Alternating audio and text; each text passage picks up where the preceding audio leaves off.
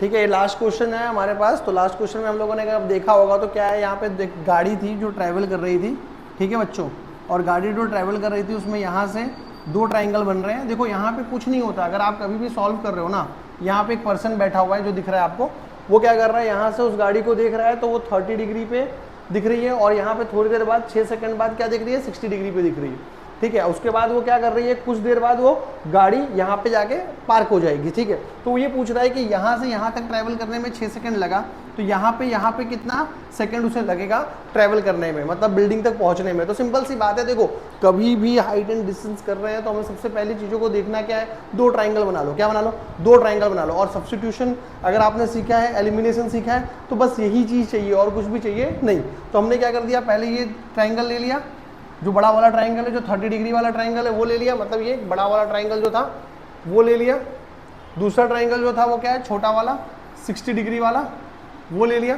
तो दो ट्राइंगल हम लोगों ने ले लिए। लेने के बाद क्या हुआ, जैसे ही हमने यहाँ से लिया तो 10 का मतलब क्या होता है सर, ये सामने वाला और नीचे वाला, नीचे वाले में ये पूरा आएगा। ठीक है, तो हमने वो दोनों को ले लिया। दूसरे वाले में क्या आएगा, तो बट अब ऐसे सर कि ये छोटा ट्राइंगल है, तो छोटे ट्राइंगल में क्या आएगा कि ये सामने वाला और नीचे वाला, तो हमने क्या किया, सामने वाले और नीचे वाले को ले लिया। ठीक है, इसकी वैल्यू जो थी वो हमने रख दी, है ना, जो इसकी वैल्यू थी वो हम लोगों ने क्या कर दी, वो रख ली कि भाई हमारे पास उसकी वैल्यू क्या है।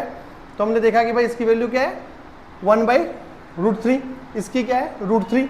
अब यहाँ पे जो चीज़ें थी वही लिख दी। ठीक है, अब इसमें यहाँ इस स्टेप पे हमें सोचना होता है कि भाई किस चीज़ को हम लोग सब्स्टिट्यूट करें, कौन सी चीज़ें हमें काम की नहीं है। हमें फाइंड तो BC करना है, तो हम BC को तो सब्स्टिट्यूट कर नहीं सकते, है ना। ये तो वैल्यू दे देगा, मतलब DC जो है वो आगे जाके वैल्यू दे देगा 6, है ना। √3 तो चाहिए ही होगा, √3 चाहिए होगा, तो y कोई काम का नहीं है। तो हम y को क्या करेंगे, y को एक तरफ रोकेंगे, y को एक तरफ रखेंगे, एक को एक तरफ भेजेंगे, और दोनों क्या होंगे, जैसे ये फर्स्ट इक्वेशन बन जाएगा, ये सेकंड बन जाएगा, दोनों में y को क्या करेंगे, रिप्लेस करके दोनों को सामने सामने रख देंगे। रख दिया, रख देने के बाद क्या होगा, ये √3 उधर जाके मल्टीप्लाई हो जाएगा, जिससे ये कट के आंसर आ जाएगा। आ गया।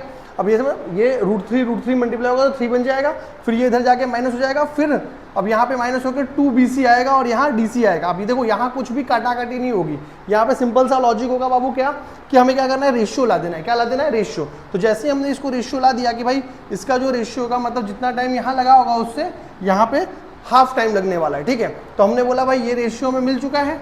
अब इसके अंदर हमने क्या किया, DC की वैल्यू क्या थी, हमने जो ट्राइंगल में पहला चैप्टर जो सिमिलरिटी ऑफ ट्राइंगल्स में हमने रेशियो पढ़ा हुआ था, वही चीज़ हमने क्या कर दिया, यहाँ पे चुपचाप 6 लगा दिया। 6 लगाने के बाद क्या कर दिया, इसको उठा के इधर रख दिया, फिर 2 को इसके साथ काट दिया, मतलब यहाँ तक था, इसमें इसकी वैल्यू क्या कर दी, पुट कर दी।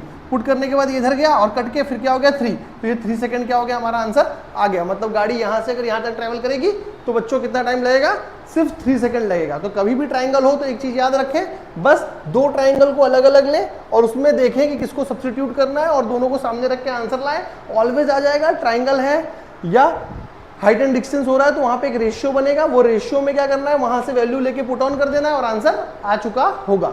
ठीक है।